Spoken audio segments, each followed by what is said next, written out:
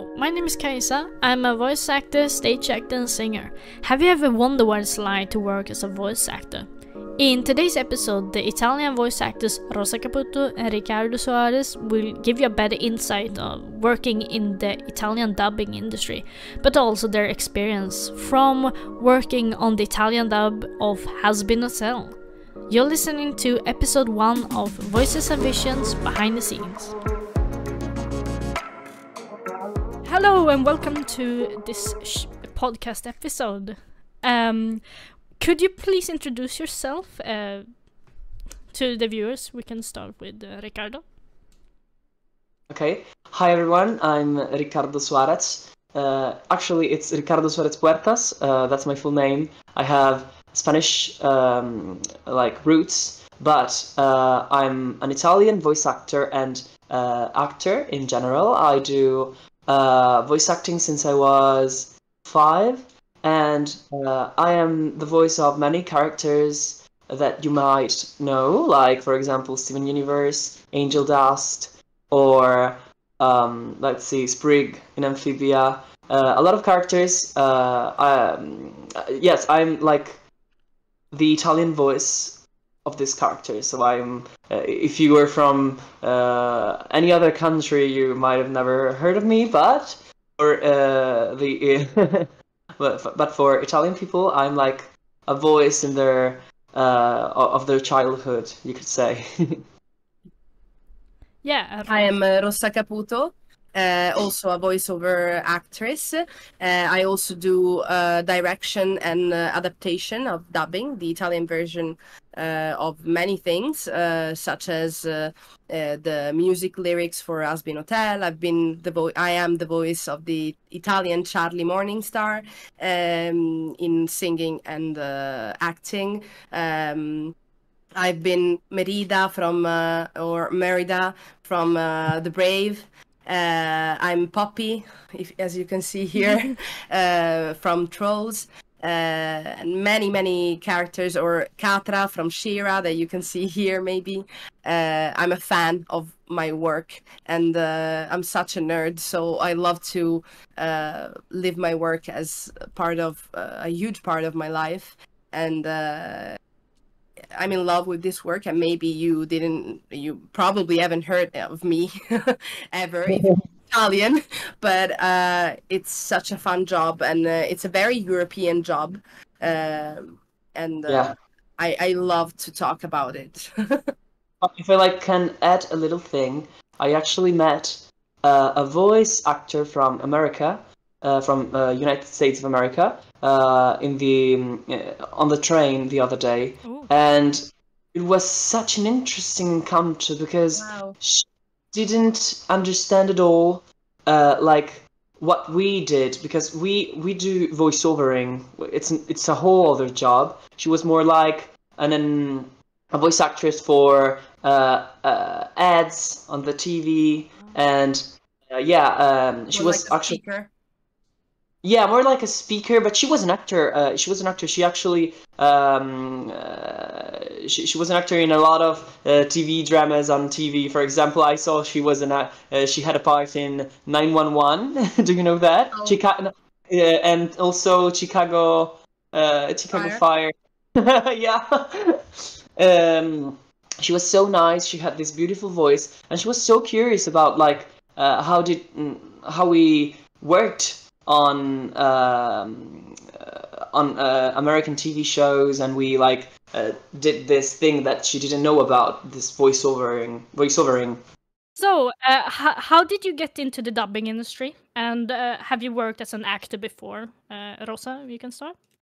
I've been an actress when I was very little. I was 2 years old the first time that I acted on set. With my aunt, which is a very good director and a screenplay writer. But I didn't really enjoy it. I'm part of a huge family in Italy, which made the history of dubbing, of the Italian localization. My grandpa, Renato Izzo, was one of the founder of the modern dubbing and way of dubbing. And also my mother and my aunts are very accomplished dubbers, and I just follow their steps, but not since the beginning. Like my sister was the genius, the baby genius of the family, and I started a little bit later. Like when I was 12, I really actually said, okay, maybe it could be a work for me. Maybe I would like it. But then at 16, I made the Italian voice of Demi Lovato in Camp Rock, and it really changed everything for me. And my really turning point was with Merida from The Brave. And at 19 years old, now I'm 32. But I can say that I choose to make a voiceover actor career because I'm in love with role playing, like D&D and Pathfinder and stuff. So I thought, okay, this work, it's for me. It's the best role playing game that I can play, for all my life. I hope, and that's why, and it was part of my heritage also. How about you, Riccardo? So I started working as a voice actor when I was 5. I had a little part in Smallville. It was a show about the origins of Superman, and then, from then it was an escalation of roles. At first, I did what we call brusio. That's like the little characters in the background that talk about things that don't necessarily have anything to do with the plot. And then at 8 years, when I was 8-10 years old, I had my first real job. Let's say a real character, a biggest character. So with Disney, sorry, I had this character in a TV show for kids, whose the name was Jake and the Pirates. Oh, that show. My childhood. Yeah, in Italy we call it Jake e I pirati dell'isola che non c'è. I don't know what's the name in English. I don't remember. I guess maybe it was Jake and the Neverland Pirates. Something like that. I have no idea. I watched it in Swedish though. Yeah, I was Cub. It's like the little pirate with the red hair, and that was my first job. So since then, I had been working in dubbing a lot, and then I started working as an actor too. I did some short movies and then a big movie in Italy, which name is the name is Backstage. Backstage, yeah. It's on Prime in Italy. I don't know if it's like available in other countries, but I had I had a nice role there. It was very funny, and I like to experience as much as I can as an actor, as an artist. I study musical. I have a musical theater like history. I studied musical performance and dancing, singing. So you could say I'm a bit of a triple threat. You could say, if you know, if you know that idiom, it's like a way to say you can sing, act, and dance. I'm working on the dance side a bit. Always. Yeah, we're going we're getting there. So yeah, that's me. So what is the biggest challenge of working in the dubbing industry, would you say, Rosa? Well, there are many. It's it's very hard to always be your top-notch work because you're always going around, buzzing around the city. In our case, is Rome, in Italy, and you have to always challenge yourself not to kill somebody when they don't want to pay you, because it's a very hard industry when you're a freelance. They call you and maybe they're gonna pay you, so it's very hard to also make all the calculation that you need. We have a contract and also a how do you call it? We have to like it's like we're under a contract it's the same for everyone, so we don't have to make unique contracts for every work. Yes. We have like it's like a base from the it's very hard to say. It's hard. So like how do you express that? So I don't have to make a contract with the society that I'm working with when I get a job. I can use the national contract for all voice actors. It's like a union, so it's for everyone. I can ask more if I want, but we're never going under like the base payment of the union. Of the union, yeah.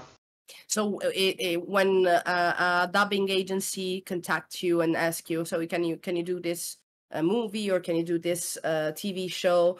They're gonna ask you if you're gonna ask for more than the union contract and stuff. But the problem is always to be actually paid. I've been in law causes for that. But also it's very hard to sometimes for many people, not for me in particular, but to be so many different people in just one day, because usually we spend our time passing from a part to a part, you know. So maybe in the morning I'm a shadow hunter, a demon slayer, and then after lunch I become the princess of hell, and then in the middle of the afternoon I become a sad woman in a relationship that she doesn't want, you know. It's very hard to not being influenced by all this personality that you live, because I personally I actually live with them. I don't like to define this work as just acting, because I live it.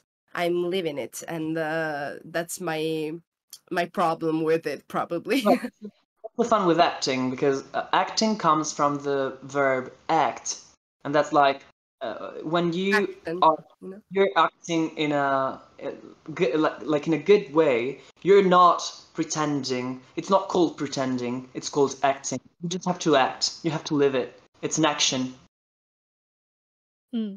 I think that's a big misconception in the voice acting industry, that people think, no, they are not actually acting, they are just making funny voices. No. We're acting 100%, and if you look at a voice actor while he works, if you have a look, he's gonna make faces, he's gonna make movements with his hands, and sometimes he tries not to move too much because your instinct says you're living it, so I have to move. But the microphone is there, and it's like it's set.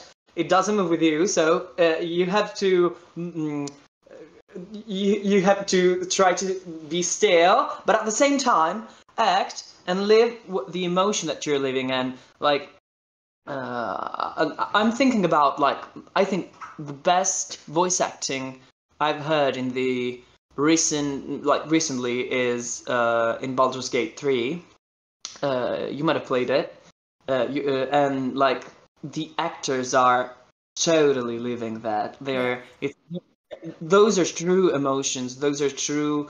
There is true suffering, true love, and well, it's very rare. Huh? It's very rare in the industry of video games, in my opinion. Yeah. Like there is the dubbing of Red Dead Redemption, which is amazing in American, but it's very rare to hear people that are actually living it and that we can feel with them, you know, through their voices and not just the images. Yeah, and the magic with our job is that you sometimes bring life to a character that doesn't exist at all. There's not even an actor. It could be a bunch of pixels on a video game or a drawing, and you give life to him, and suddenly that character exists, and it it feels pain, it feels love. It's amazing. Yeah. Is the industry very stressful with the tight deadlines? Would you say the voice acting? I would say yes, but the more Yeah. not just for the actors, but I think the worst comes for the editing of the voices, the mixage, and the adaptation when you have to adapt a movie very very fast because we have to start the voiceover. It's so harsh, like, but now it's getting better a little bit.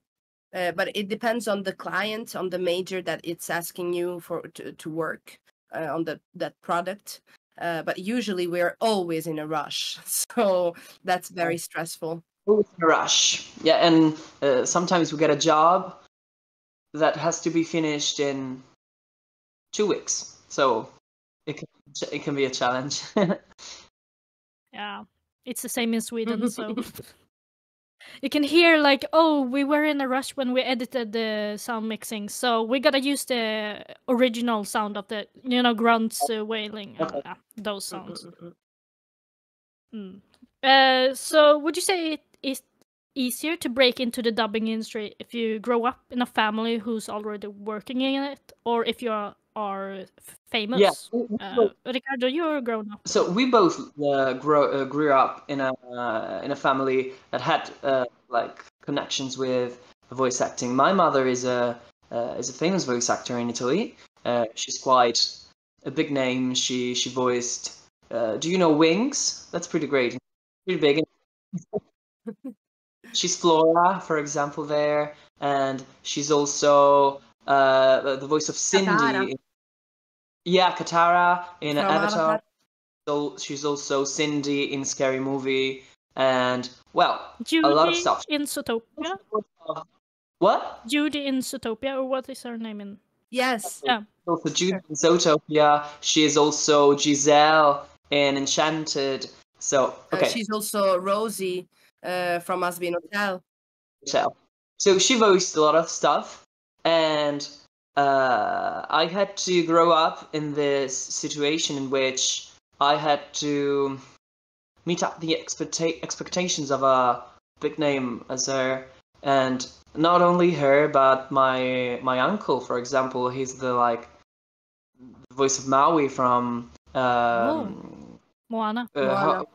Moana, yeah, from Moana, and the official voice of Jack Black. And my aunt too. She was a voice actor. She sadly, yeah, she was amazing. Sadly, she's not here anymore, but she was very very good. And I had to meet up with these expectations, but I wanted to make a name for myself. I didn't want to be like a product of my family, but I wanted to be something new, something special. So I worked a lot for that, and that was so. It's a great luck to be born in a family like this, because Privilege. obviously, yeah, it's a very big privilege. I'm not gonna lie, but the other side of the edge is that you always have to prove yourself. Yeah, and there's a lot of stress on you because you might be called like privileged, that you don't like that you're an imposter, like. So Yeah, people are always gonna tell you, well, you're the son, you're the daughter of, and that's very harsh on us, on people like me and Riccardo, because there is also the other side of the coin, and the fact that you always have to meet those expectation. I can't say it, but in Italian it's for us Italians, expectations. What expectations. Won't encounter. And that's the harsh part. But for somebody that doesn't have this context or a family behind them, it's obviously harder at the start. Maybe when you get to prove yourself and people are gonna start working with you, it's gonna be easier from that point on when you make a good career, because nobody's gonna say, hey, you're the son of, hey, you're here just because you're It will look like you like you did it yourself, so it's like it's more, it has more value. But at the same time, what I can say is that surely when you are born in a family like this and you start working at 5, and when you're 15 you have 10 years of career. When you're 20 you have 15. So when someone new comes in the industry and tries to get a job, he's facing someone who has a lot of experience, because let's call ourselves dubbing kids, sons of the industry. We're born into it. We grew up in it, and even in the United States, a lot of actors are sons of other actors, and that's normal because they breathe the air of other actors. They grow in a real life. Yeah, so it's normal. It's like it's pretty Common. normal. It happens a lot. It's pretty common. But there are a lot of voices that come from actually nowhere. Like no dubbing background, you know. dubbing background, yeah. Even the voice actor of Lute, for example, she was when she was little, Valentina Favazza. This is a fun anecdote. So when she was little, she wrote a letter to my mom because she was a fan. And and my mother obviously, like, she read it, but it was a letter among a lot of stuff that she received. And when she came to Rome, she was new. She came from Valle d'Aosta. It's like nowhere. Like it's very far. It's in the north of Italy, in the middle of nowhere. So, and she made a career for herself, and now she's like one of the biggest names in the film industry. And now she's works playing like Galadriel in the Rings of Power. I mean, she's huge. side by side with my mom, and that's very funny if you think about it. So, do you think that voice actors get enough recognition for the work they do? I think for a long time it wasn't like that. We didn't get recognition, but things are changing, and right now, for the specific case of Hazbin Hotel, for example, I think we're getting the recognition that we deserve, and maybe even more than we deserve. Yes. Because I think sometimes I'm like, I'm not that good. I'm just an actor who does funny voices. It's not that important, you know. It's We're not not saving life. We're not saving lives, exactly. But exactly as actors do, we create dreams. We are storytellers, as my acting coach likes to say. So for people, we're like friends who tell stories. So it's okay. So we have to take this. I think the recognition that we take, all the celebration of the fandom, it's incredible, and I appreciate it so much. I'm so moved by it. Like, it's always amazing when I meet with a fan with like an actual fan that he really cries when it meets me, and it's so strange for me, and it still doesn't feel that real, you know. It's strange. It's something magical, because I think that when you with cartoons in particular, when you are their voice, it's very strange because you almost become the closest thing to that character in real life when you're the voice actor of that specific character.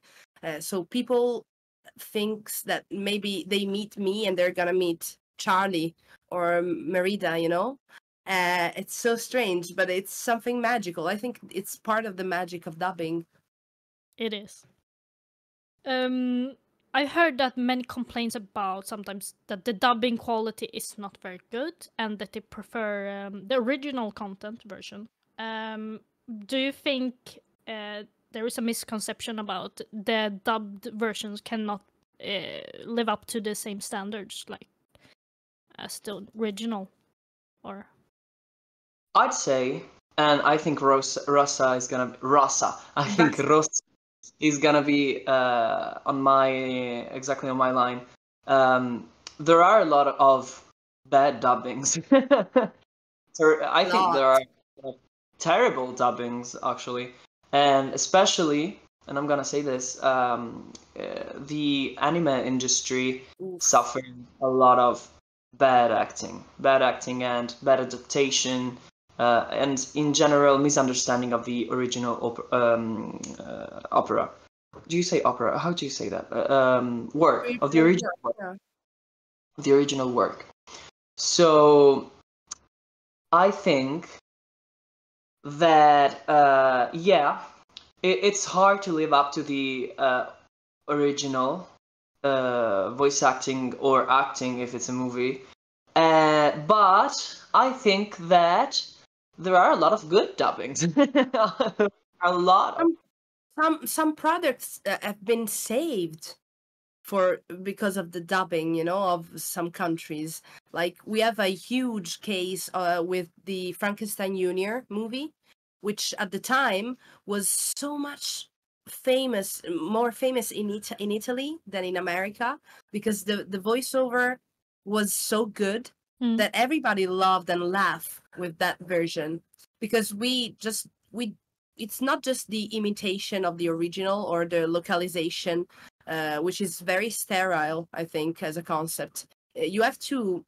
localize the product for your country, your way of talking, your way of living as Italian people or Sweden people. So it must be always a betrayment of the original.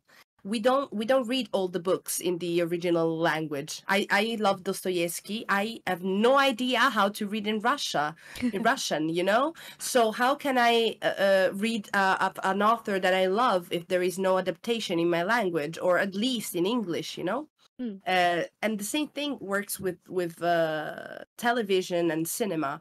And I think it's such a fascinating process. And can really build bridges between cultures if it's done right, Yeah. So, what advice would you give to aspiring voice actors? What common mistakes should they avoid? Okay, so I would say a thing immediately. Voice acting is acting. It's not a different thing. So if you want to be a voice actor, you have to be an actor. Don't jump in like voice acting study immediately. It's like if you are not an actor and you try to do voice acting, it's like you want to do, I don't know, synchronized swimming, but you don't know how to swim. That. or maybe you want to be how do you call it? Come si dice il chirurgo? A surgeon. Yeah. Maybe you want to be a surgeon, but you didn't study medicine. Yeah, how can you do that? Because voice acting, it's a specialization of the actor. It's like,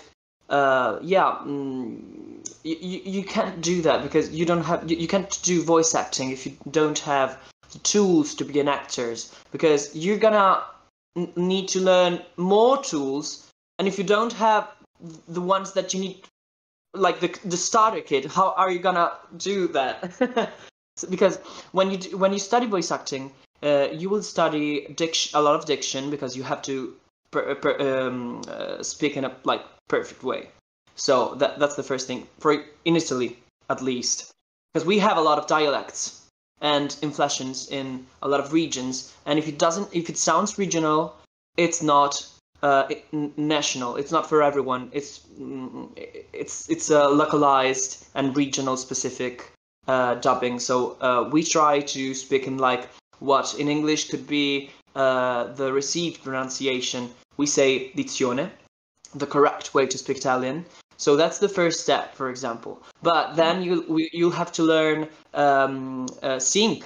You have to learn to speak in sync with the mouth of the character, and you will have to learn how to mimic the movement of the character. So if you don't know how to express anger, suffering, if you don't know how to use your voice, if you don't know how to speak up, if you don't know how to express something distant with your voice, or to express that you're speaking with someone very far, or that you're speaking with someone very next to you,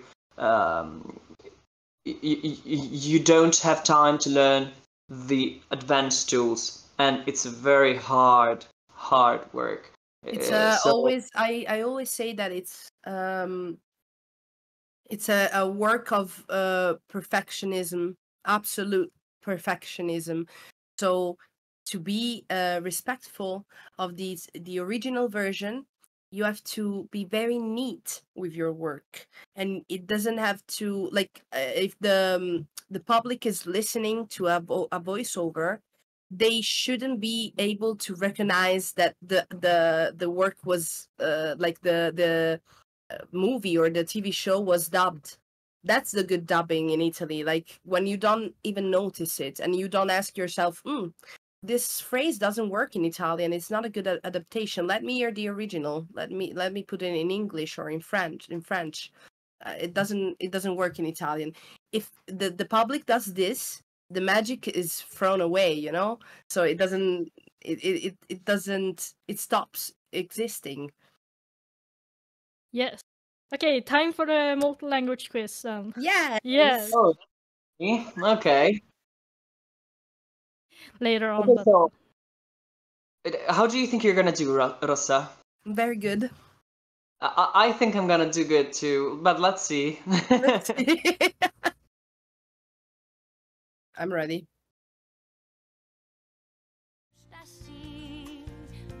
Japanese. No.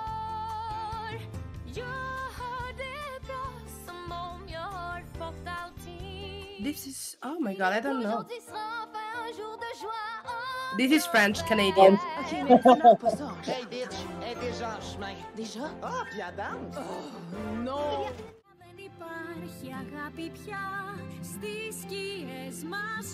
Swedish? It's Greek? Are you helping each other? Japanese.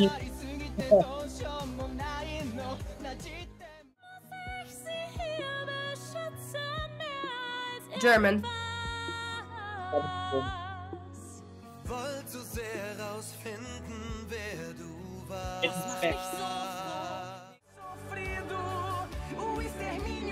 Portuguese.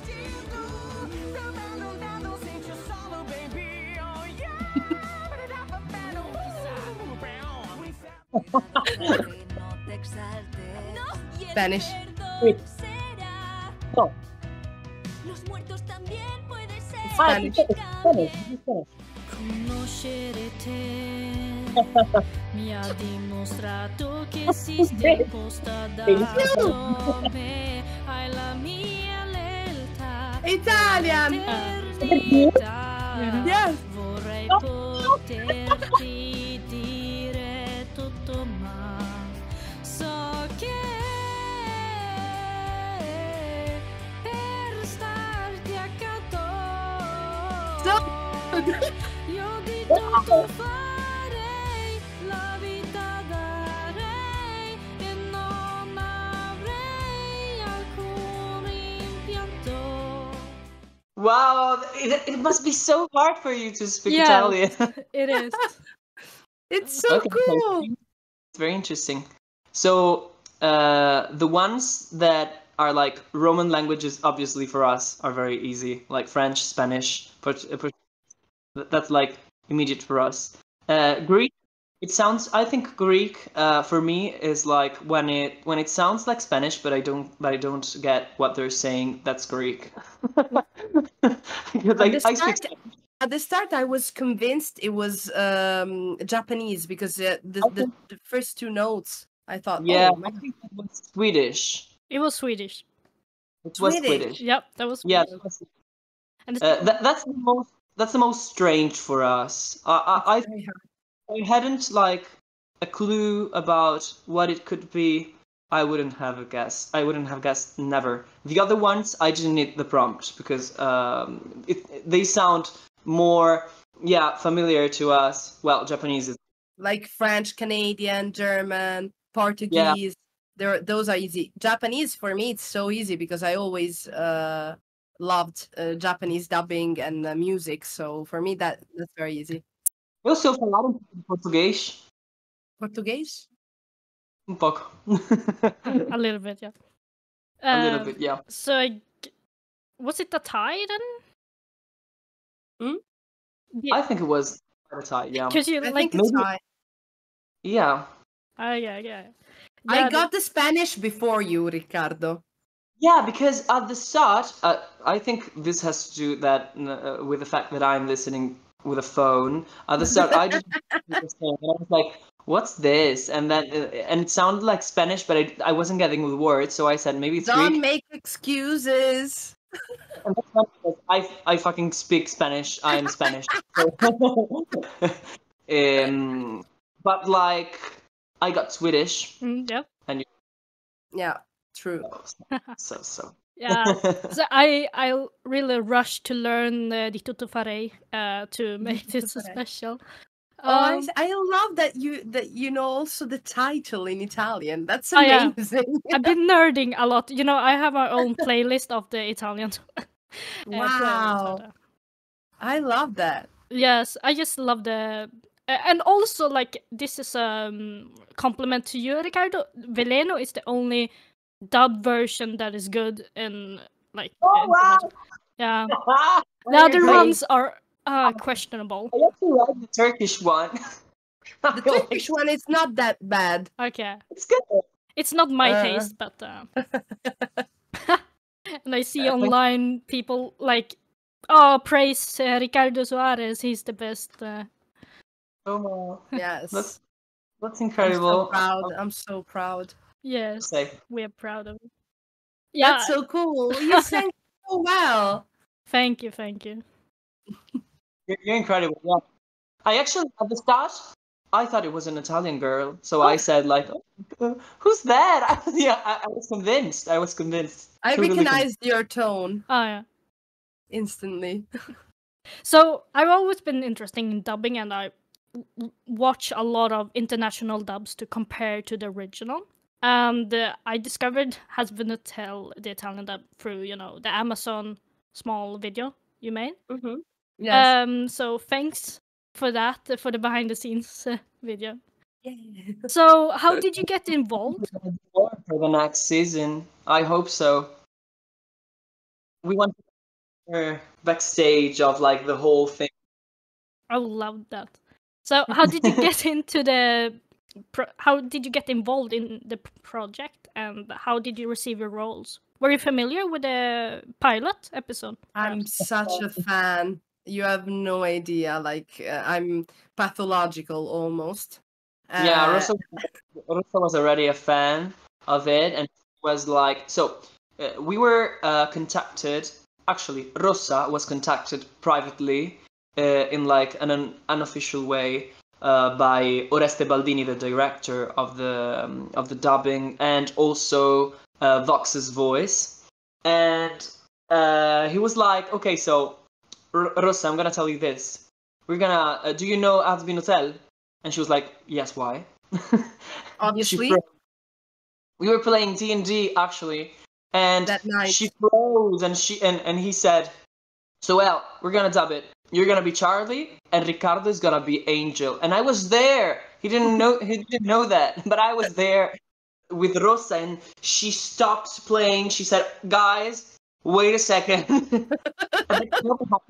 That never happens with Rossa, because the D&D is sacred for her. If you miss like a D&D night, she could be angry at you for some time, and I know that for sure. No. experienced it myself on my skin. And It's like missing dinner together. Come on. it's like, Rossa, I have a job. Like, I don't care. they're looking for a job. And she's like, I'm so disappointed in this. D&D comes first. So yeah, like I was knew shook. I knew it, but Rossa was shook, totally shook. And But- but we were there from the start because Oreste wanted me to do the also the role of the lyricist. Yes, for the And- music. He Hmm? didn't do like a casting for us. He said, it's gonna be you. I don't want to hear anything else. For other characters, he had a lot of casting. The special case is Carmilla. She was like casted. I think 15 voices were casted, or 10. 12. 12 voices. I know. I was there. I was there torturing myself because we couldn't find the right voice. But also, Alastor voice, Nanni Baldini, was casted immediately because he's such a great singer and actor, and also Vaggie was casted. Yeah, Giulia Franceschetti. Yes. But I heard that she got sort of tricked into voicing or the audition. Can you tell me about that? I didn't. So I worked with Giulia before in singing works. You know, she doesn't believe like for 1 second that she can sing. But she can. So she can, Yeah. obviously. And I always told her, "You're a great singer. You just have to study. Just be yourself. Do your job. You're an amazing actress. You can do it." You know. So I didn't tell her that Vaggie was singing. I just told her, so you have to do this audition for this role. Maybe you're gonna sing, but we're gonna do it together. It's just little parts, nothing yeah. special. Then she heard, like I sent her by email, by our private way of communication in work, the song that she had to sing, and she called me. Like, shocked. She told me, Rossa, I'm not gonna make it. I can't do this. How can I do this? Yeah, I tricked her. I'm not sorry about that. Like, sorry, not sorry. We got our Vaggie. I wanted her so bad for the role. I think she's perfect. Yes. She gave such strength also to the character. Like in English, she's a little bit more soft and gentle when she sings. I actually was convinced that the actress, she's an amazing singer, so I was shocked to hear this very soft and almost whispered singing from her. Maybe she was sick. I'm convinced that she didn't quite was her top-notch game, you know? No, I think that Stephanie Beatrice, she can't sing in alto or what low notes. She can just speak, in low register.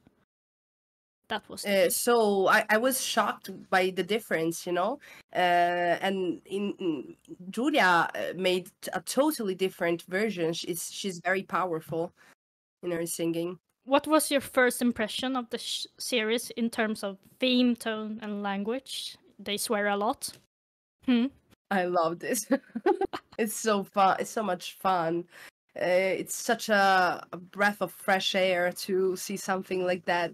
There are many adult animated show, but I think that there is something very pure and new in Hazbin Hotel. Maybe it's because Vivian Medrano, it's from the internet culture, so it's such an unseen thing, never seen before.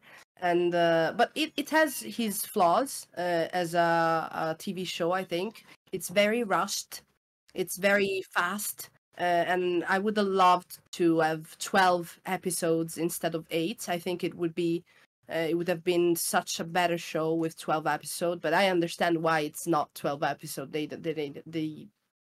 they believed in the project A24, but it was a risk, you know. It was such a risky business to localizate and make Hazbin Hotel not something just for the web. I hope that it's gonna happen to Hello Boss too. I'm really hopeful about it. I can't wait to know if we can really work on that too, because it's worth it. It deserves it, you know. How about you, Riccardo?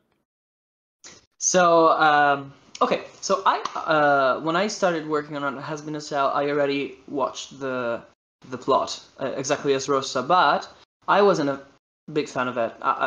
But not because I didn't like it. It's just that I watched it as I watched a lot of plots of pilots on YouTube. For example, I was a big fan of Infinity Train. If you're, I don't know if you know it.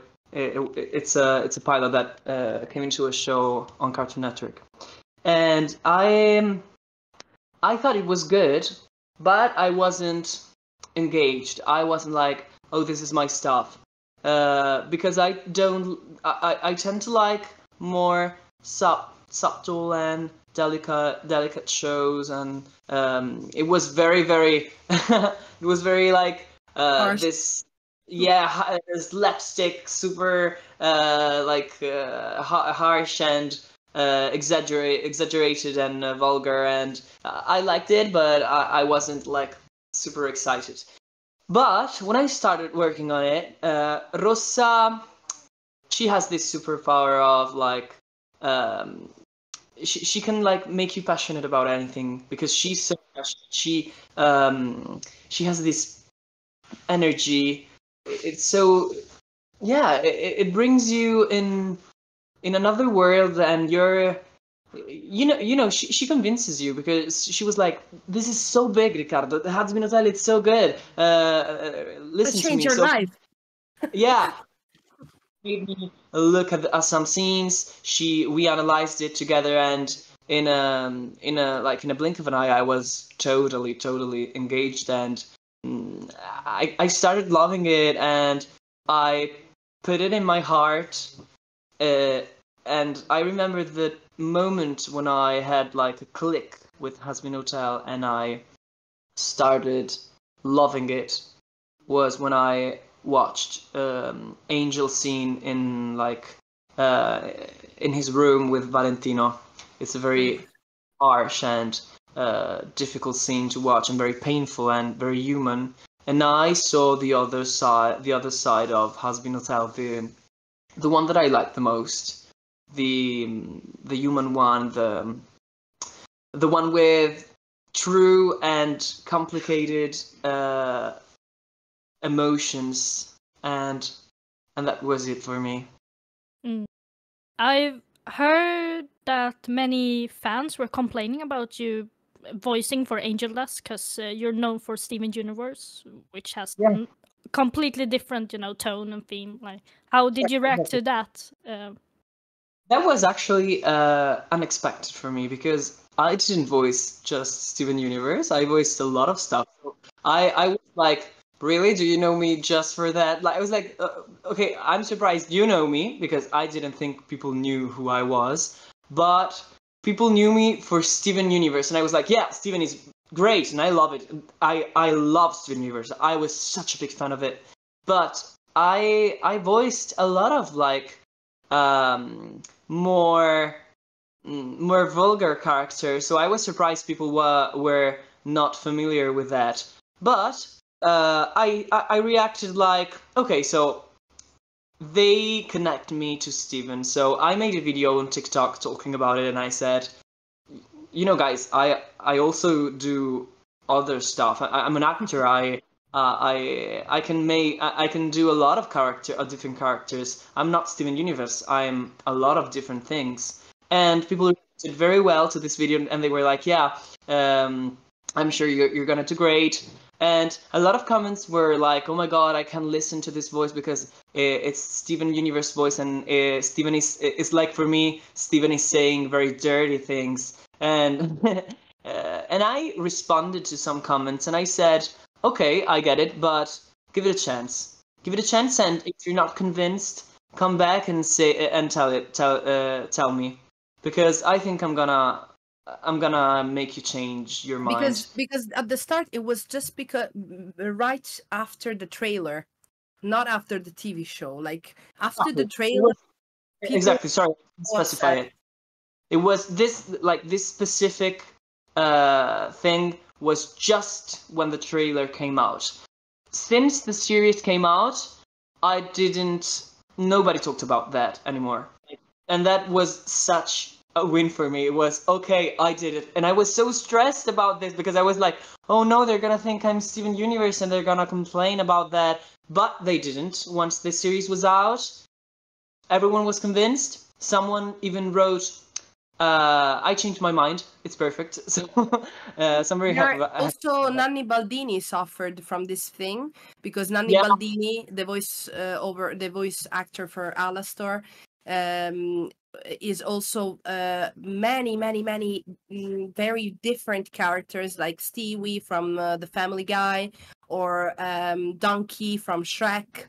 So everybody started commenting, why is Alistair dubbed by Donkey? Many people.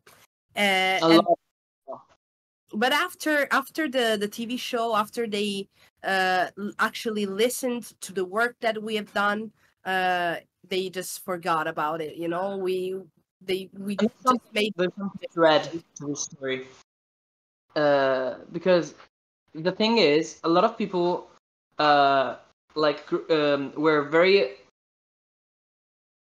They had this idea of the dubbing of Hazbin Hotel, very affected by the fan dubbers that dubbed Hazbin Hotel on YouTube, and for a long time on YouTube there were only fan dubbings of the pilot. So a lot of people grew with this idea of Angel having a specific type of voice because people were dubbing it in a specific way, and Alistair, it was the same.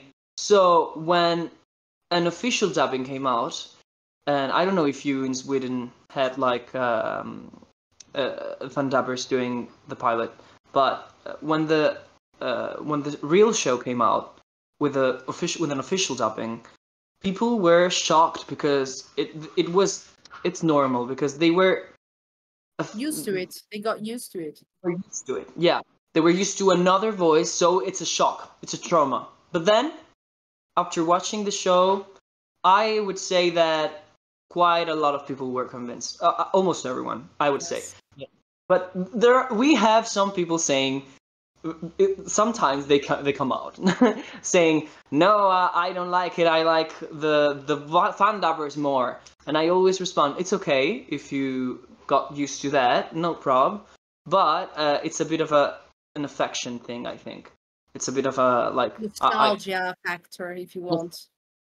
Yeah, it's okay. It's not a problem. But yeah, it's like when you we had a very sad loss in the voiceover world in Italy industry when the dubber or voice actor of Dr. House in Italy died, and they changed the actor, or also for Homer Simpson when the original, well, the first actor in Italy died, they changed his voice, and everybody is still missing him, you know, because after 20 years of hearing, you get used to it, and it's his version. It's so unique that you can't get adjust to the new voice actor. It's very hard. It's like falling in love.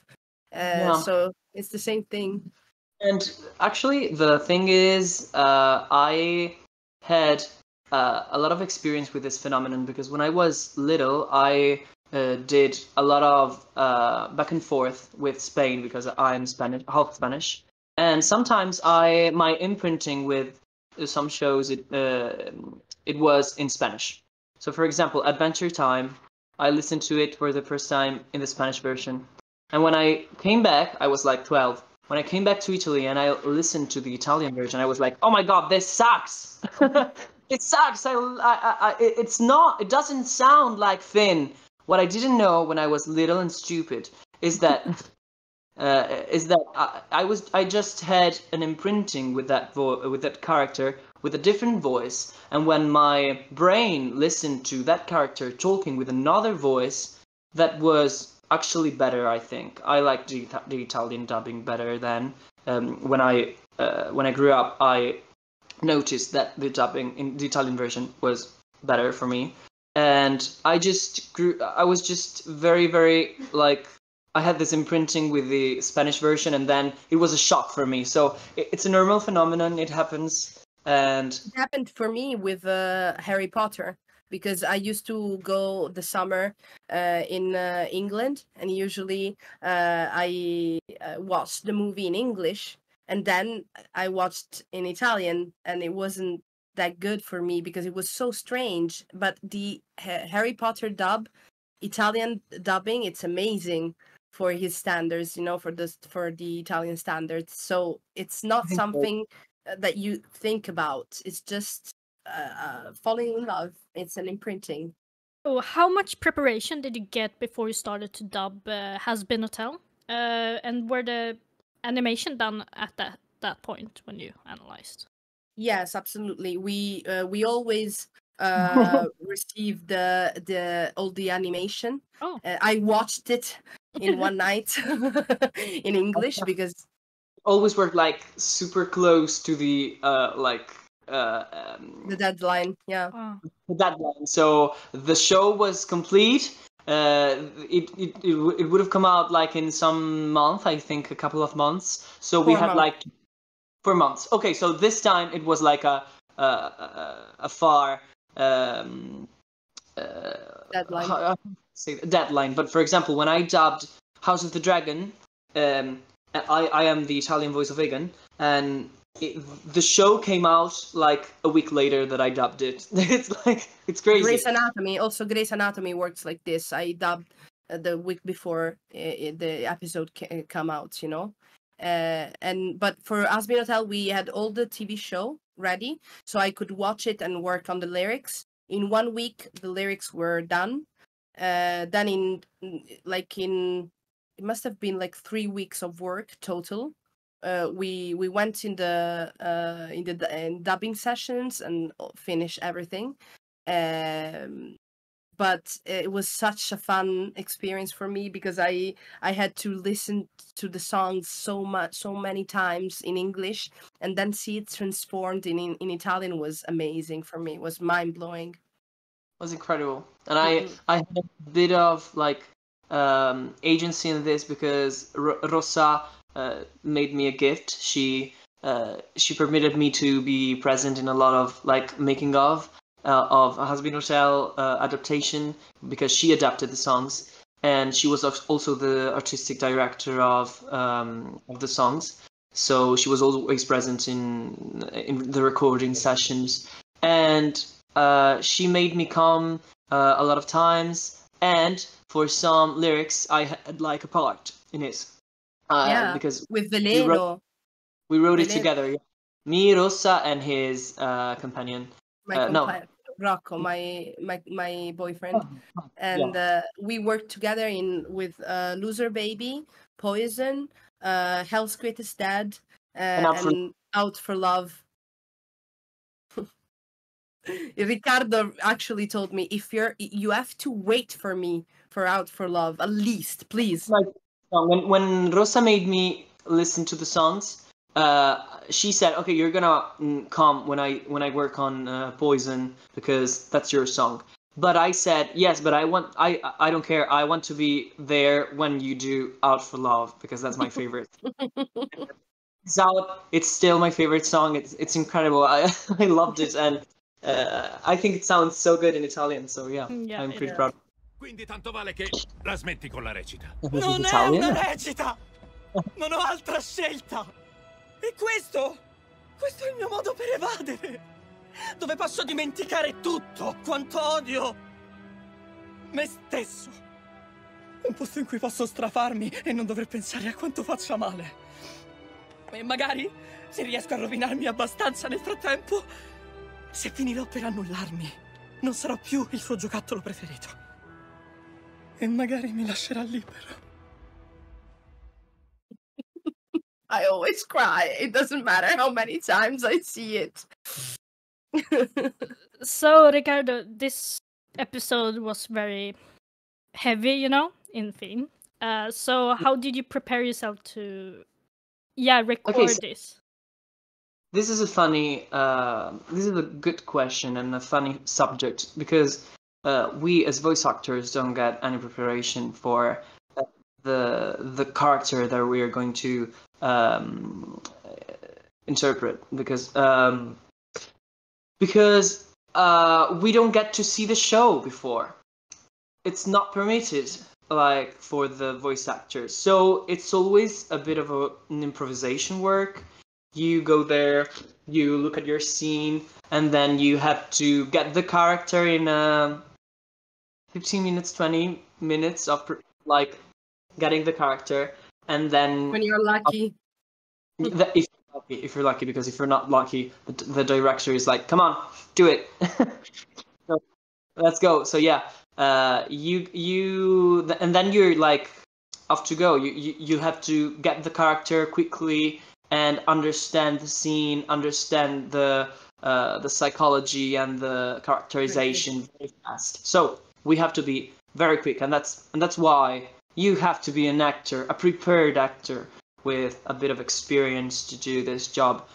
But for Hazbin Hotel, it was quite like special, because Rossa made me watch some scenes. This episode in particular. Yeah, I had a look at it before dubbing Hazbin Hotel, so I did a bit of a study of the character, and I love to do that because being like a method actor, I like to study my scenes very precisely, and I usually do it very quickly when I go to recording session. But in this case, I had some time to think about it, and I actually am full in my phone of recordings of myself because I tried the character so much times, trying to like get a voice and a characterization and a way of talking, and I always like tried and listened to myself, and I perfectioned it. And I actually sometimes sent some audio notes to Rossa, and I was like, do you think this is good? Do you think this is angel enough? And when you also tried a lot at home, like you were searching for the right voice, because it's very hard. And when I went to this specific recording session, I was already a lot in the character, because I watched all the 4th episode before. I knew what was going to happen. I knew this was an important part, and I knew how strong it was from the point of view of a spectator.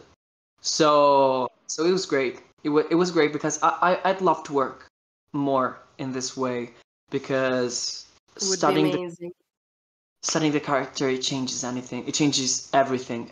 You have the time to digest the character, to understand it, and that's why I think that the second recording session is always better than the first, because in the first one you're always getting the character, you're always trying to understand, you're like a bit lost, and then you get it. But in this case, sometimes it happens like in more seasons even.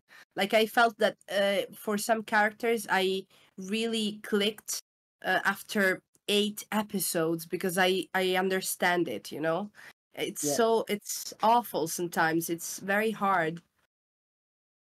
And to close this subject, in this specific part and in the Valentino scene, it